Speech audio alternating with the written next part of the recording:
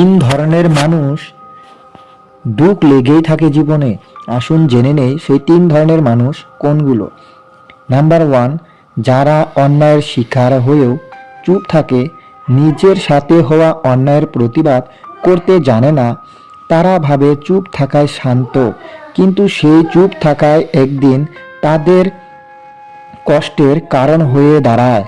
Number two, যারা অতি বেশি নম্র, ভদ্র আর বিনয়, তাদের ভালো ব্যবহারেই মানুষ দুর্বলতা ভাবে, আর সেই সুযোগেই তারা বারবার আঘাত পেয়ে থাকে।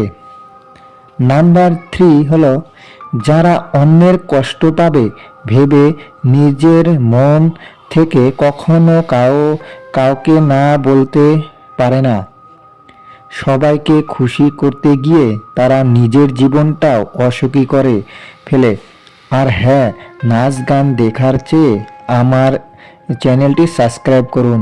সফলতা তোমার আসুক।